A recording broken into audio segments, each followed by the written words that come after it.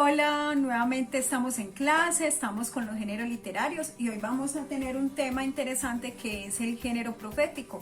A continuación de ese género legislativo y vamos a ver por qué hay como una real importancia pues frente a esto o frente a este género profético porque está muy unido al género legislativo.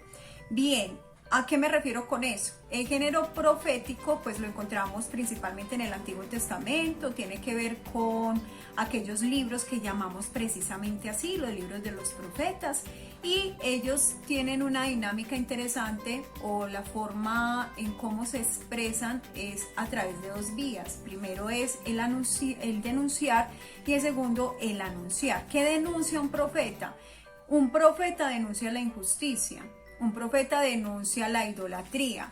Un profeta denuncia todo aquello que va en contra de lo que Dios quiere, de lo que busca hacer, de lo que busca Dios que el hombre haga. Es decir, bueno, aquí tuve como un pequeño accidente, vuelvo a retomar, entonces acerca de esas dos vías que hace el profeta frente a lo que hace o al ejercicio que debe realizar. Entonces es a partir de el denunciar y el anunciar. Entonces decíamos que denunciaba la injusticia, denunciaba la idolatría, todo aquello que fuera entonces en contra de la voluntad divina y que es precisamente de lo que nos hablaba el género legislativo, y es ahí donde encontramos entonces como ese cumplimiento o lo que busca el profeta que se cumpla.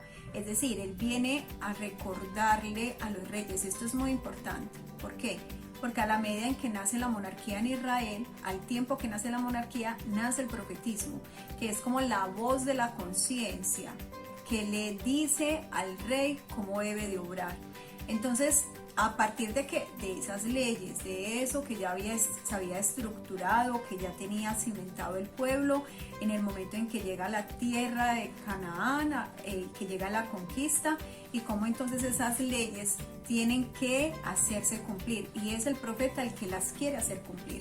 Entonces eso frente a las denuncias, pero también frente al anuncio, que anuncia el profeta, anuncia que solamente existe un Dios. Amarás al Señor tu Dios, decía el libro, el Pentateuco, el libro especialmente el Deuteronomio. Amarás al Señor tu Dios con todo tu corazón, con todas tus fuerzas y con toda tu alma. Es ahí, ese Shema, cómo se sigue recordando y cómo el profeta lo sigue anunciando. Un solo Dios, recuerda que Él fue el que te sacó de Egipto. Y es ahí entonces donde entramos en esa relación profunda y estrecha con esos anuncios, pero también va a anunciar el amor, va a anunciar la misericordia.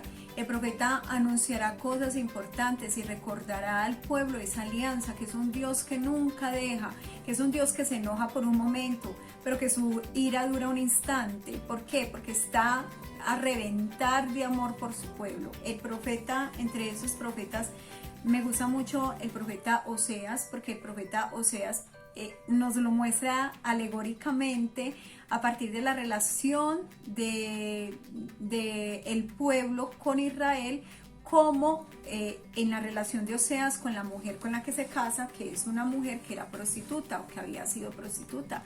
El Señor le dice a Oseas: mira, cásate con esa prostituta, hazla tu esposa, porque es de la misma manera en que necesito que entiendan los israelitas que así es Israel. Israel era mío, Israel era mi esposa, pero se prostituyó, se fue detrás de otros dioses. Entonces es una dinámica linda que se toma desde la propia realidad para entrar en esa dimensión estrecha con lo que habla el profeta. El profeta no habla a su nombre, el profeta habla en nombre de Dios. Es Dios el que le determina al profeta lo que tiene que decir y cómo se debe entonces ir en esa manera de expresarse a través de un montón de símbolos, porque también va a utilizar mucha simbología a partir de todos esos datos que quiere comunicar la voluntad de Dios. Entonces, a partir de unos gestos y de una manera de expresarse única y denunciante, que incluso pues genera en muchos, porque el profeta no es un ser que sea querido, genera en los demás y genera en el pueblo como fastidio, como incomodidad, porque eso es lo que hace el profeta realmente, incomodar al pueblo, incomodar al rey, porque a veces se cree que se está obrando bien, porque se vive bajo la normativa. No, es que la ley de Moisés dice que teníamos que dar el diezmo, que teníamos que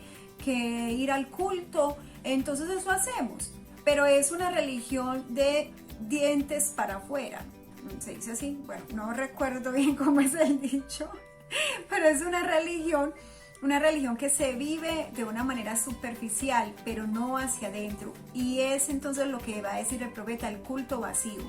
Y hoy nosotros podríamos decir, si se ve también entre nosotros un culto vacío, porque vamos a misa, porque cumplimos con lo que manda la iglesia, cumplimos con los sacramentos, pero a ver, tenemos que trascender esa fe y eso es lo que dice realmente el profetismo.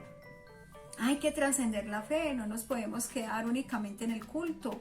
Ese culto debe ser coherente con la manera en cómo vivas, en la manera en cómo tú trates a los demás. Y en el tiempo de los profetas había mucha injusticia.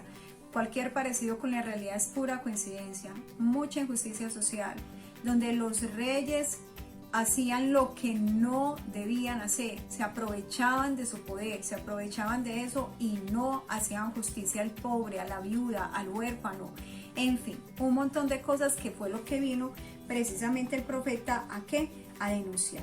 El profeta viene a comunicar entonces la voluntad de Dios, recordarle al rey, recordarle al pueblo que la tierra es de todos, es una tierra donde todos debemos vivir, y donde esa tierra tiene que ser realmente bien repartida, una tierra en la que cada uno de los que la habiten puedan vivir en ella conforme al deseo de Dios, una tierra para todos, una tierra donde realmente se viva la unidad, el amor en esa relación con Dios y la relación entre ellos, en ese gran mandato que Jesús luego lo va a unir, esos dos mandamientos los va a unir en uno solo.